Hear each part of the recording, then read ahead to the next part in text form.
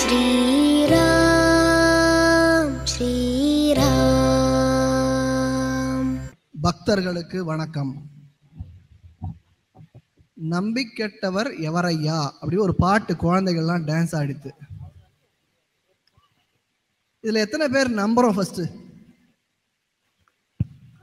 எத்தனை தாங்கி தயக்கத்தோட கை ஏறுது பாருங்க.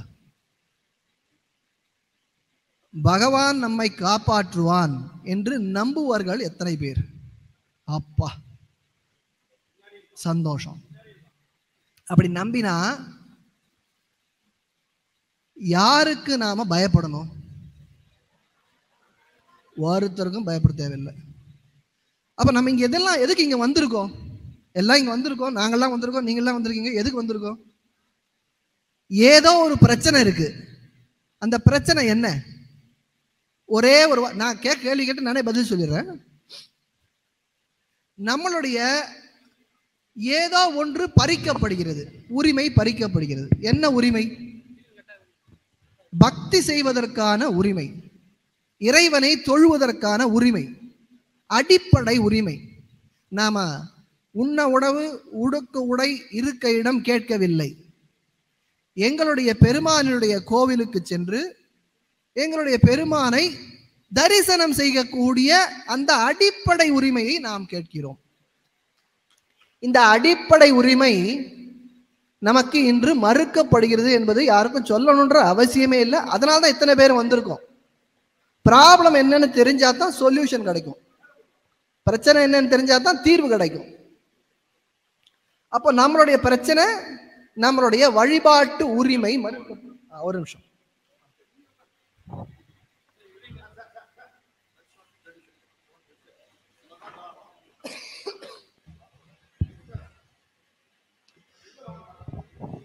நம்மளுடைய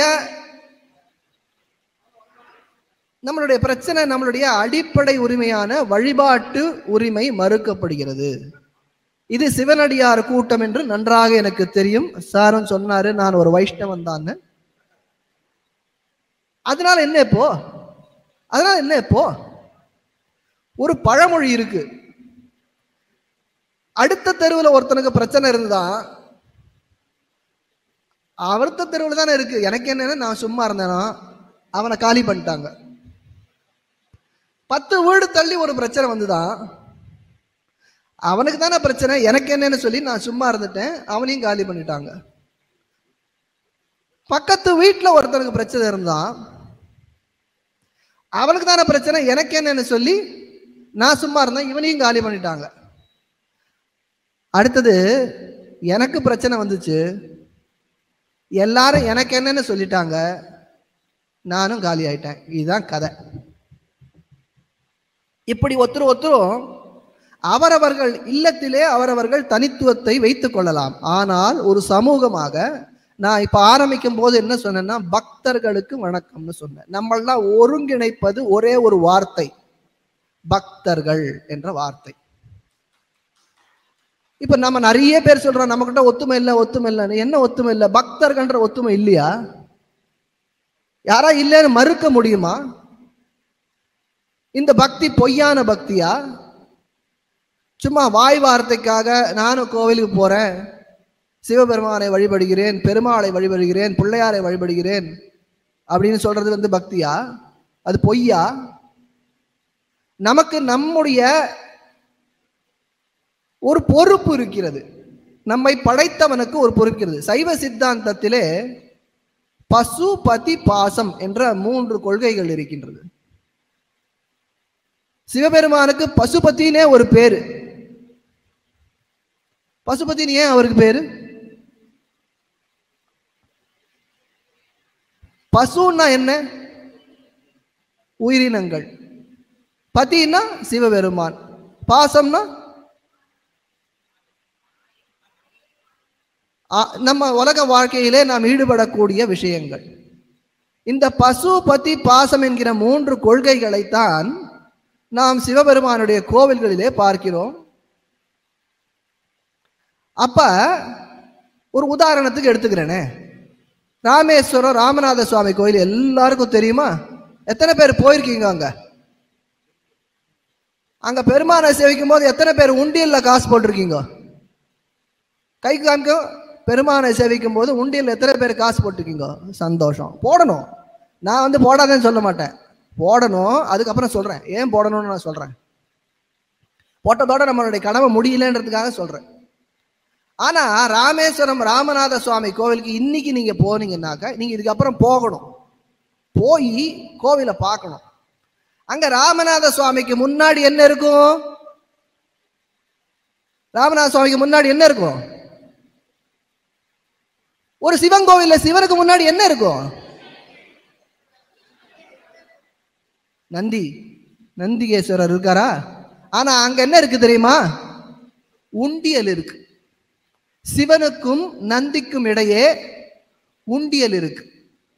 நாம போய் அதுல உண்டியல்ல காசு வேற போட்டு வரோம். அது பத்தி, இது பசு, நடுவுல நிக்குது பாரு ஒண்ணு, அதை தான் கிளையணும்ன்றது உங்களுடைய சைவ சம்பிரதாயம். ஆனா இன்னி வரைக்கும் யாராவது ஒருத்தர் அந்த கோயிலுக்கு போய் ஏன்டா இதை இங்க முன்னாடி வச்சிருக்க, யாரா உனக்கு இதுக்கு அதிகாரம் கொடுத்தா, உனக்கு இவ்வளோ பெரிய கோவில்ல வேற எங்கேயும் வைக்கிறதுக்கு இடமே இல்லையா, இந்த நந்திக்கு முன்னாடி தான் வைக்கணுமா? அந்த சிவபெருமானை தரிசித்துக் கொண்டிருக்க வேண்டிய நந்தியினுடைய கொம்புக்கு பின்னாடி நின்று நீங்க தரிசனம் பண்ணணும்னு இருக்கு ஐதீகம். இருக்கா இல்லையா? தெரியாதா? உங்களுக்கு தெரியாதா? அது அப்படி இருக்கும்போது அங்க பார்த்தா உண்டியல் தானே தெரியும். உங்களுடைய அடிப்படை உரிமை மறுக்கப்படுகிறதுன்னு நான் முதல்ல சொன்னப்போ எல்லாரும் கை தட்டினீங்க, கை தூக்கினீங்க. இந்த அடிப்படை உரிமை மறுக்கப்பட்டதை நீங்கள் உணர்ந்தீர்களா? எத்தனை பேர் உணர்ந்தீர்கள்? இப்ப உணர்ந்தீர்கள். இதற்கு முன்னால் எத்தனை பேர் உணர்ந்தீர்கள்? அப்போ உணரல. அப்ப நம்மளுடைய உரிமை மறுக்கப்படுகிறது என்பதை உணரவில்லைனால் நாம சொல்யூஷன் அத்தனை பேர் கொடுத்தாரு சார், அதுக்கு பதில் கேட்டுட்டே இருந்தார். ஏன் அது என்ன இது என்னன்னு கேட்டுட்டே இருந்தார் இல்லையா? எல்லாரும் ஒருத்தர் சொல்றோம். இப்ப கேட்டா ஒண்ணு சொல்லுவோம், அடுத்த 10 நிமிஷம் கேட்டா வேற ஒண்ணு சொல்லுவோம். ஏன்னா நம்மளுடைய பிரச்சனை என்னன்னு நம்ம புரிஞ்சுக்கல. அடிப்படை உரிமை மறுக்கப்படுகிறது, பக்தி செய்யும் உரிமை மறுக்கப்படுகிறது. கோவில் எப்படி இருக்க வேண்டும், கோவில் இருக்க வேண்டிய கிரமத்திலே, அதனுடைய அந்த ஒழுக்கத்திலே அது இருக்கிறதா அப்படின்னு நமக்கு முதல்ல தெரியுமா? எந்த ஒழுக்கத்திலே இருக்க வேண்டும் என்று நமக்கு தெரியுமா? எல்லாரும் போறோம், காசை கொடுத்துட்டு முன்னாடி போகணும்னு ஆசைப்படுறோம். எனக்கு தெரிஞ்சு சார் போல நிறைய பேர் இருக்காங்க, சார் மட்டும் இல்ல நிறைய பேர் இருக்காங்க. ஒரு கோவிலுக்கு போனாக்கா பின்னால நின்று தரிசனம் பண்ணிட்டு வந்துருவார். அவர் போறதும் தெரியாது வரதும் தெரியாது. அதிகாரிகள் இவர் போல நிறைய பேர் எனக்கும் தெரியும். அவர்கள் போகிறதும் தெரியாது வரதும் தெரியாது. அப்படி ஒரு கோவிலுக்கு அடுத்தது 4 நாளைக்கு முன்னாடி மதுரை மீனாட்சி அம்மன் கோவில்ல எத்தனை பேர் அந்த காணொலியை பார்த்தீங்கன்னு தெரியல. மீனாட்சி சுந்தரேஸ்வரர் திருக்கல்யாண உற்சவம் சித்திரை மாசம் நடக்கிறது. இந்த திருக்கல்யாண உற்சவத்தின் பொழுது பக்தர்கள் வரிசையிலே நின்று கொண்டிருக்கிறார்கள். அவர்கள் எல்லாம் கூச்சல் போடுறாங்க, நாங்க கையில பாஸ் வச்சிருக்கோம், எங்களை விடல, அந்த பக்கம் விஐபியை மட்டும் விட்டுட்டே இருக்கீங்க, விஐபியை மட்டும் விட்டுட்டே இருக்கீங்க. இது மதுரை மீனாட்சி அம்மன் கோயில்ல மட்டும்தான் நடக்கிறதா? எந்தெந்த கோவில்ல? திருச்செந்தூர் முருகன் கோயில், பழனி முருகன் கோயில், மயிலாப்பூர் கபாலீஸ்வரர் கோயில், ஸ்ரீரங்கம் ரங்கநாதர் சுவாமி கோயில், திருவல்லிக்கேணி பார்சாரதி கோயில், எத்தனை கோவில் எடுத்தாலும் அத்தனை கோவில்லையும் சிறப்பு விஐபி தரிசனம். Very important person, very important person. யாருக்கு? பகவானுக்கு முன்னால யாரு இம்பார்ட்டன்ட் பர்சன்? யார் இம்பார்ட்டன்ட் பர்சன்? நாமெல்லாம் 63 நாயன்மார்களை பார்த்திருக்கோம், கேட்டிருக்கோம், பதம் எல்லாம் படிச்சிருக்கோம். அவர்கள் இம்பார்ட்டன்ட் பர்சனா? நந்தி இம்பார்ட்டன்ட் பர்சனா? சிவபெருமான் இம்பார்ட்டன்ட் பர்சனா? கோவில்ல யார் இம்பார்ட்டன்ட் பர்சன்?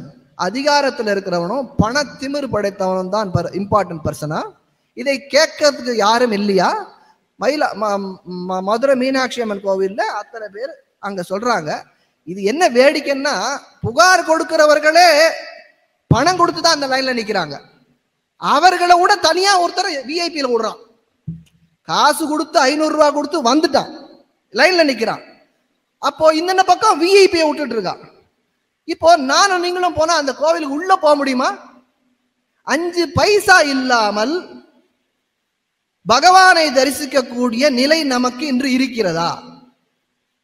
இது பெரிய கோவில்களுடைய நிலை. இது பெரிய கோவில்களுடைய நிலை. பக்தி செய்வதற்கான உரிமை, அடிப்படை உரிமை இந்திய அரசியல் அமைப்பு சாசனம் அப்படின்னு ஒண்ணு இருக்கு. எவ்வளவு பேருக்கு தெரியும்?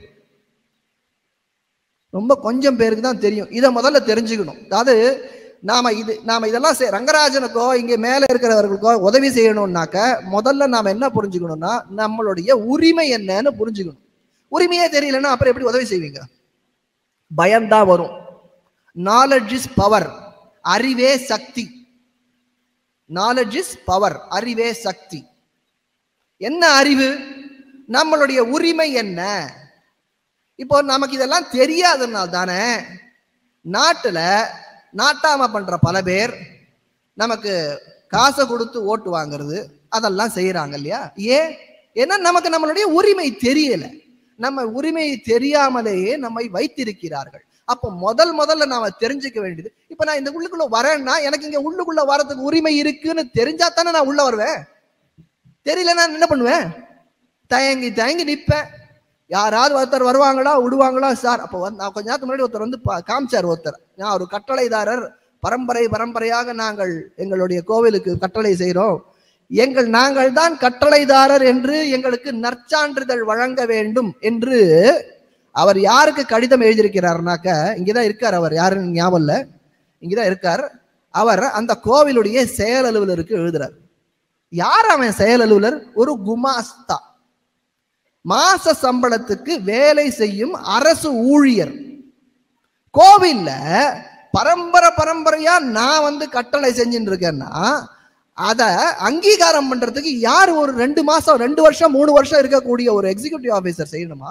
இது என்னுடைய அடிப்படை உரிமை இல்லையா? என்னோட உரிமையை பறித்தவர்களிடமே சென்று எனக்கு என்னுடைய உரிமையை கொடுன்னு கேட்டா நடக்குமா? இது நடக்குமா? அப்போ நாம சில விஷயங்கள், அடிப்படை விஷயங்களை தெரிஞ்சுக்கணும். நம்ம நாடு சுதந்திர நாடுன்னு எத்தனை பேருக்கு தெரியும்?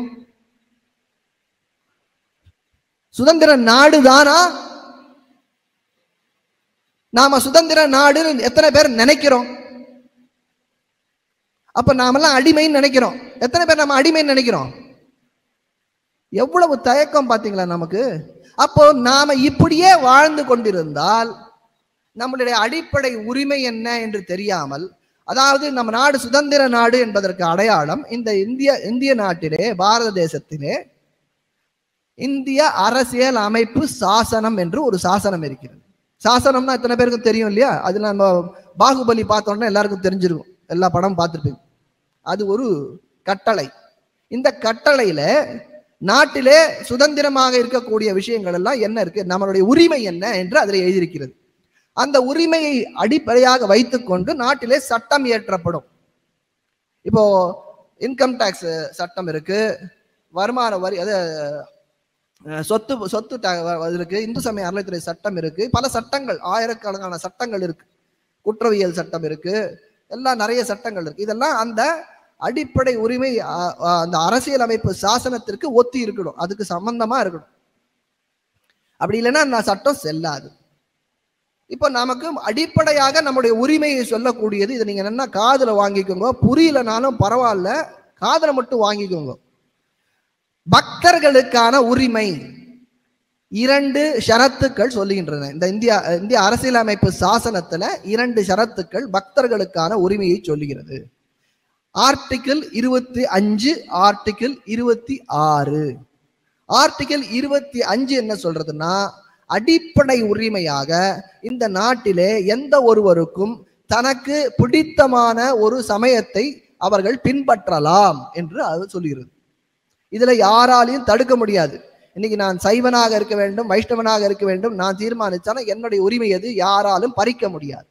2வது 26, இதுதான் நமக்கு வேணும். இப்போ முதல்து வேணும், 2வது வேணும். 26 இந்த சமூகத்தினுடைய உரிமை. எந்த சமூகத்தினுடைய உரிமை? பக்த சமூகத்தினுடைய உரிமை. அது என்ன? அந்தந்த சம்பிரதாயத்தினுடைய வழிபாட்டு தலங்களினுடைய மேலாண்மையை அந்தந்த சம்பிரதாயத்தவர்கள் மேற்கொள்ளலாம் என்று அடிப்படை உரிமையாக கொடுத்திருக்கிறது. அடிப்படை உரிமைன்னா எத்தனை பேருக்கு தெரியும்? அதுவும் தெரியலன்னா ரொம்ப கஷ்டம். இப்போ நம்ம பின்னாடி கீழே கீழே போக வேண்டியிருக்கு. அடிப்படை உரிமை, உண்ண உணவு, உடுக்க உடை, இருக்க இடம், இது அடிப்படை உரிமை சொல்லுவோம். எத்தனை பேர் கேள்விப்பட்டிருக்கோம்? அதுவே ரொம்ப பேருக்கு தெரியலன்னா ரொம்ப கஷ்டம். எத்தனை பேரும் கை தூக்க வேண்டாமா?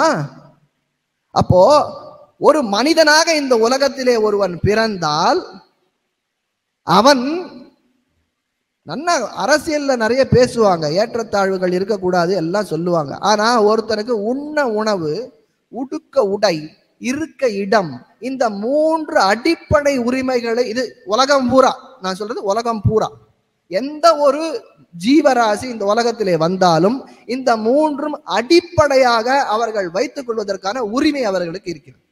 அதை கொடுக்க வேண்டிய கட்டாயம் அரசுக்கு இருக்கிறது. உண்ண உணவு, உடுக்க உடை, இருக்க இடம். இன்னைக்கு உண்ண உணவு முதல்ல எடுப்போம்.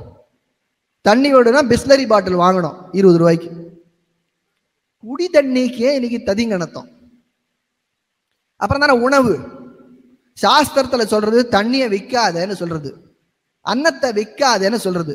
தானத்திலே சிறந்த தானம் அன்னதானம்னு சொல்றோம். கேள்விப்பட்டிருக்கோமா? எத்தனை பேர் கேள்விப்பட்டிருக்கோம்? எல்லாரும் கேள்விப்பட்டிருக்கோம். தானத்திலே சிறந்த தானம் அன்னதானம்னு சொன்னா ஹோட்டல் இருக்கலாமா? எப்படி இருக்கலாம்? அதை வச்சு ஒருத்தன் பொழப்பு நடத்துறான்னா அது சாஸ்திர சம்பந்தம் இல்லை. உணவை விற்க கூடாது என்று சாஸ்திரம் சொல்றது. எவ்வளவு தூரத்துக்கு நம்ம தள்ளி வந்துட்டோம் பாருங்க. இன்னைக்கு குடி தண்ணியை காசு கொடுத்து வாங்குற அளவுக்கு ஆயிட்டோம். ஸோ அடிப்படை உரிமையான உண்ண உணவுலயே காலி. உடுக்க உடை ஏதோ இருக்கு இன்னைக்கு எல்லாருக்கும், அது அவரவர்கள் வாங்கிக்கிறாங்க. தெருவில் நிறைய பேர் பார்க்குறோம் அதுவும் இல்லாமல் இருக்காங்கன்றது. இருக்க இடம் அதுவும் நிறைய பேருக்கு இல்லை. இதுதான் அடிப்படை உரிமை. ஒரு ஜீவன், ஒரு மனிதன் உலகத்திலே பிறந்தான் என்றால் அவனுக்கு இந்த 3 அடிப்படையாக இருக்க வேண்டும். இது அவனுடைய உரிமை என்று உலகம் பூரா ஒத்துக்கொள்ளக்கூடிய விஷயம். அதுக்கு அடுத்தது அவனுக்கு மருத்துவம், கல்வி. அவனுக்கு மருத்துவம், கல்வி பேசலாமா? மருத்துவம், கல்வி இதெல்லாம் வேணும். இப்போ இந்த இதோட சேர்த்து பக்தர்களாகிய நமக்கு நம்மளுடைய வழிபாட்டு உரிமை முக்கியம் என்பதை நாம் அந்த அரசியல் சாசனம் 26 நமக்கு தருது. அப்போ கொஞ்ச நேரத்துக்கு முன்னாடி சார் கேட்டாரா, இந்து சமய அறத்துறை ஒழிச்சுட்டா எங்க போறது, அந்த இடத்துக்கு போக வேண்டாம்னு சொன்னாரு. நான் போறேன். யாரு பாத்துப்பா? இத்தனை பேர் இருக்கோமே பாத்துக்க மாட்டோமா? ஆளுக்கு ஒரு கோவில் எடுத்துக்கோங்க. 300 பேர் 400 பேர் இருக்கோம். 400 கோவில் நாம இப்ப பாத்துக்கலாம். இந்த இடத்துல பாத்துக்கலாம். ஏன் பாத்துக்க முடியாது? ஆனா இதுக்கு என்ன வேணும்? நான் பார்த்து கொள்ளுகிறேன், என்னுடைய பகவானுடைய கோவிலை பார்த்து கொள்ளுகிறேன் என்ற வைராகியம் நமக்கு வேண்டும். வைராகியம் இருக்கா? அது சும்மா சொல்லலாம். இருக்கான்னு கேட்டா என்ன அர்த்தம்னா இது ரொம்ப டேஞ்சரஸ். எஸ்ன்னு சொல்லிட்டீங்கன்னா நான் அடுத்த நிமிஷம் மாட்டி விட்டுருவேன். ஏன்னா நாளையில இருந்து கோவிலே கதின்னு உட்கார்றீங்களா? எத்தனை பேர் உட்கார்றதுக்கு ரெடியா இருக்கீங்க? எல்லா வேலையும் விட்டுட்டு கோவில் உட்காரு. ஒரு ஜெனரேஷன் தியாகம் பண்ணலன்னா அடுத்த ஜெனரேஷனுக்கு கோவில் இருக்காது. சமீபத்தில் காங்கேயம் காசி விஸ்வநாத சுவாமி கோவில், எவ்வளவு பேருக்கு தெரியும் தெரியாது. காசி விஸ்வநாத சுவாமி கோவில் காங்கேயத்துல கோவில்ல விக்கிரகங்களுக்கு பாதுகாப்பு இல்லை என்று கோவில் இருக்கிற அத்தனை விக்கிரகங்களையும் எடுத்துக்கொண்டு ஐகான் சென்டர்ல கொண்டு போய் வச்சுட்டாங்க. எப்பன்னாக்க ஆருத்ரா தரிசனம் வரைஞ்சதற்கு ஒரு 10 நாளைக்கு முன்னாடி. எத்தனை பேருக்கு இது தெரியும்? ரங்கராஜனை அரெஸ்ட் பண்ண போறச்ச எத்தனை பேர் வருவீங்கன்றத பத்தி கவலையை விட்டுடுங்க. உங்க சாமியை அரெஸ்ட் பண்ணிட்டு தூக்கிட்டு போயிட்டாயா? எத்தனை பேருக்கு தெரியும்? ரங்கராஜன் இன்னைக்கு இருப்பேன், நாளைக்கு போயிடுவேன். இந்த சிவபெருமான் இந்த விக்கிரகத்தை நான் இப்போ இந்த விக்கிரகங்கள்லாம் எடுத்துட்டு நான் போய் வண்டியில ஏத்துறேன்னா என்ன பண்ணுவீங்க?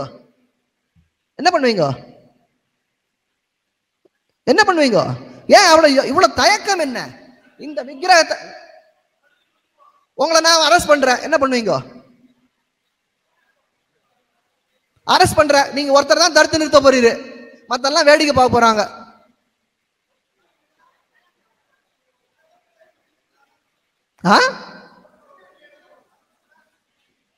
நான் கேட்ட கேள்வி ரொம்ப சுலபம்.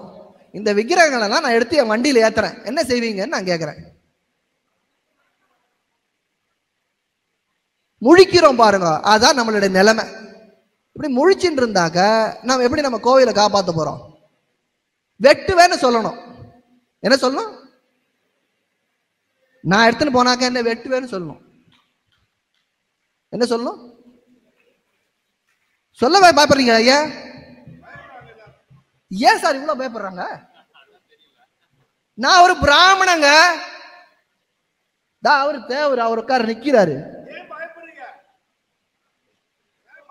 என்னதானே கேட்கிறேன், என்னதானே கேட்கிறேன். இத்தனை சிவனடியார்கள் இருக்கிற இடத்துல ஒரு வைஷ்ணவன் நான் வந்து நின்றுக்கிட்டு இந்த விக்கிரகத்தை நான் எடுத்துட்டு போனா என்ன செய்வீங்கன்னு கேட்டா பயப்படுறீங்களேங்க. எப்படிங்க உங்க கோவிலை காப்பாற்ற முடியும்? இதை மாறி நான் மட்டும் தாங்க காப்பாற்ற முடியும். நான் இன்னும் 2 மணி நேரம் பேசுவேன், 3 மணி நேரம் பேசுவேன். ஆனா இந்த அடிப்படை இல்லாத நேரத்துல ரங்கராஜன் 300 கேஸ் போட்டானே, 400 கேஸ் போட்டானே, இந்த கேஸ் எல்லாம் போறது உங்களுக்காகத்தான். இன்னைக்கு காங்கேயம் காசி விஸ்வநாத சுவாமி கோவில்ல, காங்கேயம் காசி விஸ்வநாத சுவாமி கோவில்ல ஒரு விக்கிரமும் இல்ல, ஒரு விக்கிரமும் இல்ல. மானம்பாடி நாகநாத சுவாமி கோவிலே இல்ல. ஆனா காங்கேயத்துல இருக்க எல்லாரும் ஓ ஓ நமச்சிவாய ஓ உள்ள தெய்வ விக்கிரகம் இல்ல. அங்க இருக்கிற ஆளு எல்லாம் இருக்கு, எல்லாரும் என்ன செய்யறாங்க? ஓம் நமச்சிவாய. யாரை ஏமாத்துற? தெய்வம் கோயிலை விட்டு வெளியே போச்சு. ரெண்டும் ஒண்ணு. எந்தது? மூலவரும் மூலவரும் உற்சவரும் ஒண்ணு. அதோட பிரதிநிதி தான் அது சொல்லுவாங்க. ஆனா கோயில்ல தெய்வம் இல்ல. இப்படி இன்னொரு தடவை கேட்கிறேன், நான் இதுக்கு பதில் வர வரைக்கும் கேட்பேன். இப்போ ரங்கராஜன் நரசிம்மன் இங்க இருக்கிற விக்கிரத்தை எடுத்துன்னு போய் வண்டியில ஏத்துனா என்ன செய்வீங்க?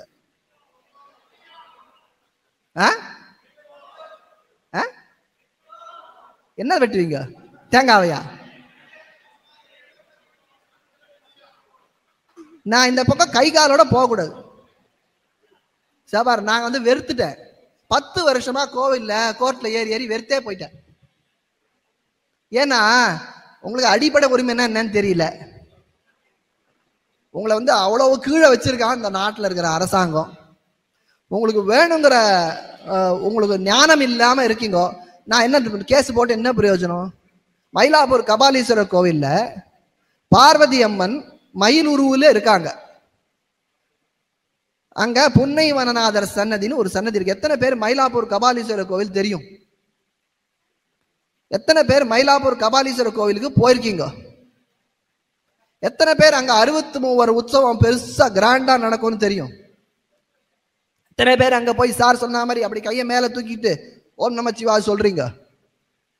அங்க புன்னை வனநாதர் சன்னதின்னு ஒரு சன்னதி இருக்குன்னு எத்தனை பேருக்கு தெரியும்? அந்த சன்னதிக்கு முன்னாடி போய் ஆடும் மயிலாய் உருவெடுத்து அங்கு இறைவன் திருத்தாள் படிந்து அர்ச்சித்த நாயகியாம் நின் பாதம் பாடி என்று அந்த அகவல் ஒண்ணு இருக்கு. அதை எத்தனை பேருக்கு தெரியும்? அந்த அகவல் சொல்லுங்க பார்க்கலாம். அவர்கிட்ட ஒரு மைக்க கொடுங்க, அவர் சொல்லட்டும். நான் சொல்றாரா பாக்குறேன். ஒரு சிவனடியார் கூட்டத்துல ஒரு வைஷ்ணவன் சொல்றேன் அந்த அகவலை, நீங்க சொல்றீங்களான்னு நான் பார்க்கணும். அவங்க எல்லாம் ஒரே ஒரு மைக், நீங்க வந்து முன்னாடி வாங்க. நீங்க அங்க உட்கார்ந்துட்டு இருந்தா எப்படி? இங்க வாங்க, வாங்க, மைக் எடுத்துட்டு வாங்க, எல்லாம் பார்ட்டிசிபேட் பண்ணுங்க. இதுக்கு கூட தயங்கிட்டு இருந்தா என்ன அர்த்தம்? வேகம் நடை, வேலை நடைத்தல், வீறு நடை, வேகமாக நடக்கணும். இளைஞர்கள் வேகமாக நடக்கணும். அங்க ஒரு மைக்க வாங்கிட்டு பேசுங்க. உணர்ச்சி இல்லைன்னா என்ன அர்த்தம்? ஐயா, அடியனுக்கு மனப்பாடமா தெரியாதுங்க, பார்த்து படிப்பேன். மனப்பாடமா தெரியாதுன்றதுக்கு அவ்வளவு தூரம் வந்தீங்க. அதாவது ஒரு தமிழ் அகவல், அதை நாம தெரிஞ்சுக்கலன்னா இந்த மயிலுக்கு என்ன ஒரு சிறப்புன்னா, உலகத்திலேயே எந்த சிவன் கோவிலையும் இப்படிப்பட்ட ஒரு மயிலை நீங்க பார்க்க முடியாது. அந்த மயில் தான் பார்வதி தேவி. சிவன் பார்வதி தேவிக்கு பிரணவத்தை உபதேசிக்கிறார். அப்ப பார்வதி தேவி அந்த பிரணவ மந்திரத்தை கேட்கும் போது அந்த பக்கம் ஒரு மயில் போறது.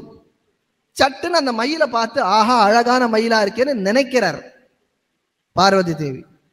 சிவனுக்கு கோபம் வருது. ஒரு பெரிய மந்திரத்தை உபதேசிக்கும் போது பராக்கு பாக்குறியா, நீ மயிலா போ, நீ மயிலா போன்னு சாபம் கொடுக்கிறார்.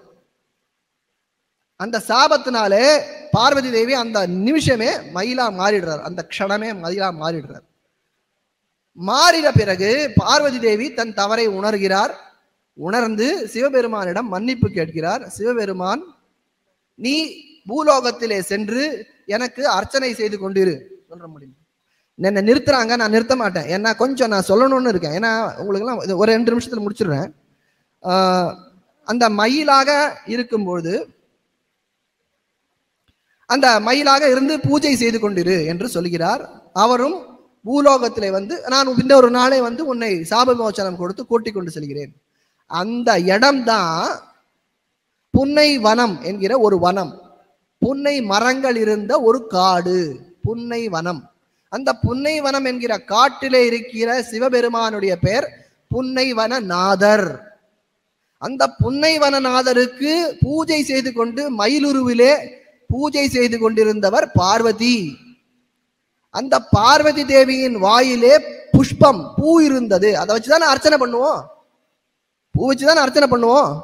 இங்க 2 பேரும் வந்திருக்கீங்க. ஆன்மீகத்தை ஒருங்கிணைக்கும் இங்க சிவனடியார்களும் முருக பக்தர்களும். எத்தனை பேருக்கு முருகனுடைய வாகனம் என்னன்னு தெரியும்? என்ன வாகனம்? அது எப்படி இருக்கும்? ஆண்மயிலா பெண்மயிலா? ஆண்மயில். எப்படி இருக்கும்? அதுல தோகை விரிச்சிருக்குமா? கோவில்ல அப்படியா பாக்குறீங்க? அப்புறம் அது வாயில என்ன இருக்கும்? அப்போ உலகத்துல எல்லா இடத்துலயும் நீங்க பார்க்கக்கூடிய மயில், ஒரு சிவனுடைய கோவிலுக்கு போனாக்க, சிவன் முருகன் கோவிலுக்கு போனாக்க பார்க்கக்கூடிய மயிலுடைய வாயிலே பாம்பு இருக்கும். ஆனா மயிலாப்பூர் கபாலீஸ்வரர் கோவிலுடைய அந்த பொன்னை வனநாதர் சன்னதியிலே இருக்கக்கூடிய மயிலுடைய வாயிலே பூ இருக்கும். உலகத்திலேயே ஒரே ஒரு விக்கிரகம், ஒரே ஒரு விக்கிரகம். இத 2004 ஆட்டைய போட்டுடுறாங்க. உங்க பாஷையில சொல்றேன். எவ்வளவு பேருக்கு தெரியும்? தெரியுமா? 2004 இதை திருடிடுறாங்க. இன்னைக்கு நீங்க மயிலாப்பூருக்கு போங்க, பொன்னை வனநாதர் சன்னதிக்கு போங்க, அங்க மயில் வாயில என்ன இருக்கு? பாம்பு இருக்கு. கதையே மாத்திட்டாங்க பாத்தீங்களா? அங்க யாருக்கு பூஜை பண்ணிட்டு இருந்தாங்க? அங்க பார்வதி தேவி சிவனுக்கு பூஜை பண்ணிட்டு இருந்த போது சிவனுடைய வாகனமான ஒரு மயில் சிவன் முன்னாடி இருக்கு. அந்த ஊருக்கு மயிலாப்பூர்னு பேர் வந்ததே அந்த பார்வதி தேவியினால்தான் அப்படின்னு எத்தனை பேருக்கு தெரியும்? இத்தனை பெருமைகளை எல்லாம் நாம் தெரிந்து கொண்டு என்ன பலன்? சும்மா கோவிலுக்கு போய் பக்தி பண்ணா மட்டும் போதாது. அது பேர் பக்தி இல்லை. நாம் கோவிலுடைய விஷயங்களிலே ஈடுபட வேண்டும். மானம்பாடி நாகநாத சுவாமி கோவில் தரமட்டமா இருக்கு. தோளூர் தோளீஸ்வரர் கோவில், இது ஒரு பாடல் பெற்ற ஸ்தலம். எத்தனை பேருக்கு தெரியும்? தோளூர் கேள்விப்பட்டிருக்கீங்களா? தோளூர் சிவன் கோயில், தோளீஸ்வரர்னு பேர் அவருக்கு. அந்த கோவில் தரைமட்டம். கம்பரசன்பேட்டை திருச்சியில தரைமட்டம். எத்தனை கோவில் தரைமட்டம்? தரமட்டம். நான் வந்து பாழடைஞ்சு போக சொல்ல, தரமட்டம் ஆக்கப்பட்ட கோவில்களை சொல்லுகிறேன். ஆனா நாம சிவனே போறோம், சிவனே போறோம். நம்பினா முதல்ல சொன்னேன், நம்பி கேட்டவர் எவருண்டோன்னு கேட்டாங்க. யாரும் இல்லைன்னாங்க. ஆனா அவர் தான் நம்மளை நம்பியிருக்காரு. நாம அவரை நம்பல. அவர் என்னைக்காவது ஒரு நாள் நாமெல்லாம் திருந்தி வருவோம்னு நம்புறாரு. நாம இதுக்கான நீங்க என்ன வேணா செய்யறீங்களோ எனக்கு ஒன்றும் தேவையில்லை. நீங்க 1 லட்சம் ரூபா தர வேண்டாம், 10,000 ரூபா தர வேண்டாம், 1000 ரூபா தர வேண்டாம், 100 ரூபா தர வேண்டாம், 10 ரூபா தர வேண்டாம், 1 ரூபா தர வேண்டாம், 5 பைசா தர வேண்டாம், 1 பைசா தர வேண்டாம். தந்தாலும் வாங்க மாட்டேன். ஏன்னா பக்தர்கள் கையில இருந்தா வாங்குவேன். அப்ப பக்தர்கள் நீங்க ப்ரூவ் பண்ணும். எப்படி ப்ரூவ் பண்ணும்? பக்கத்துல இருக்கிற கோவிலுக்கு போய், சார் சொன்னார் பாத்தீங்களா, மெய்காப்பாளரா நீங்க ஒருத்தர் ஆகணும். எவ்வளவு பேர் ரெடியா இருக்கும்? சும்மா என்னைக்காவது ஒரு நாள் வண்டி எடுத்துட்டு போய் நாங்களும் உழவார பணி பண்ணிட்டு வந்தோம் அப்படின்னு எங்கேயாவது ஒரு கோவிலுக்கு போய் பண்ணிட்டு வர்றது பேரு தொண்டு இல்லை. நம் வீட்டின் அருகிலே இருக்கக்கூடிய ஒரே ஒரு கோவில், அந்த கோவிலுக்கு நித்தியப்படி நாம சென்று அந்த கோவில் நிர்வாகத்திலே சரியாக நடக்கின்றதா என்று பார்த்து அதுல ஈடுபடக்கூடிய அந்த அடிப்படை ஒரே ஒரு செயலைத்தான் நான் உங்க அனைவரிடமே எதிர்பார்க்கிறேன். உங்க அனைவரிடமே அதுதான் எதிர்பார்க்கிறேன். அரியலூர் பக்கத்துல ஒரு சிவன் கோயில், அந்த சிவனை தூக்கி ஓரமா வச்சுட்டாங்க. எல்லா இடத்துலயும் இப்படித்தான். பெருமாள் கோயில நான் அதுன்னு ஒரு பட்டியல் போடுவேன், நான் இங்க சொல்லலை. அதனால தயவு செஞ்சு நான் இதோட நிறுத்திக்கிறேன், நிறைய பேச வேண்டி இருக்கு. இருந்தாலும் உங்களுக்கு உங்களுடைய அடிப்படை உரிமை புரியவில்லை என்பதை உணர்த்துவதற்காக இது இந்த உரையா நான் வச்சுக்கிறேன். ஆனா இதை நீங்க புரிஞ்சுக்கலன்னாக்க எத்தனை பெரிய பொன்மாணி கோயில் வந்தாலும் எத்தனை பெரிய யார் வந்தாலும் அதனால பலன் இல்லை. அடியார்கள் இருந்தால்தான் பகவானே இருப்பார். அடியார்கள் இல்லாத இடத்துல பகவான் இல்லை. அடியார்கள் என்று நெத்தியில பட்டையும் கழுத்துல கொட்டையும் போட்டிருந்தா மட்டும் போராது. வாயில மட்டும் ஆளுக்கு ஆள் வார்த்தை எடுத்த உடனே சிவ திரு சிவ சிவ வணக்கம்னு சொன்னா போராது. அதெல்லாம் வெளி வேஷங்கள். உள் அகத்தில் இருக்கக்கூடிய நம்மளுடைய உணர்வு அந்த பகவானுக்கு பசு பதி, அந்த நமக்கான பதி. அவன் நமக்கு பத்தினா உங்க சைவனடியார்களுக்கு நீங்கள்லாம் அவர்களுக்கு பத்தின்னு சொல்லிட்டான்னு என்ன அர்த்தம் தெரியுமா? அவர் நம்முடைய கணவர்னு அர்த்தம். நாங்களும் அதுக்காகத்தான் நாங்கள் வேற எங்க கோயிலுக்கும் போகாததுக்கு காரணமே அதுதான். நாங்க பெருமாளை எங்களுடைய கணவராக பாவிக்கிறோம். பாவிக்கும் போது நாங்க வேற எங்கேயும் போக மாட்டோம். அதே போல உங்களுக்கும் உங்களுடைய சம்பிரதாயத்தை கெட்டியாக பிடிச்சுக்கோங்க. ஆனா இன்வால்வ் பண்ணலன்னாக்கா நீங்க கொடி கட்டுறீங்களோ என்ன கட்டுறீங்களோ உங்க கோவிலுக்கு பக்கத்துல போங்க. கோவிலுக்கு போய் கோவிலை தரிசித்து அதுல இன்வால்வ் பண்ணி கோவிலை பார்த்துக்கிறதுக்கான வேலையில் இறங்கினீங்கன்னா இன்னைக்கு HRNC வெளியில போயிடும். இன்னைக்கு HRNC வெளில போயிடும். ஆனா வரத்துக்கு நாம ரெடியா இருக்கோமா? இது சட்டம் நமக்கு கொடுக்கிற உரிமை. 10 வருடமாக 200க்கு மேற்பட்ட வழக்குகளை போட்ட அந்த சட்ட உரிமையை புரிந்து சொல்றேன் நான். இது நமக்கு இருக்கக்கூடிய உரிமை. HRNC போயிட்டுனா யாரு பார்த்துப்பாங்க? நாங்க பார்த்துக்கிறோம். உங்க வேலையை பார்த்துன்னு நீங்க போங்க. நீங்க ஒன்றும் பார்த்துக்க தேவையில்லை. முந்தானத்து தான் வள்ளலாருடைய அந்த இடத்துல 99 கோடி ரூபாய்க்கு அங்க ஆய்வு மையம் கட்டுறேன்னு சொல்லியிருக்காங்க. அதுக்கும் சேர்ந்து அந்த வழக்கு போட்டிருக்கேன் நான். நமக்கு நம்ம எல்லா சம்பிரதாயங்களும் வாழ வேண்டும், ஒற்றுமையாக இருக்க வேண்டும். இதற்கு நீங்கள் உங்களுடைய அடிப்படை உரிமையை புரிந்து கொள்ள வேண்டும். ஸ்ரீமதே ராமானுஜாய நமः.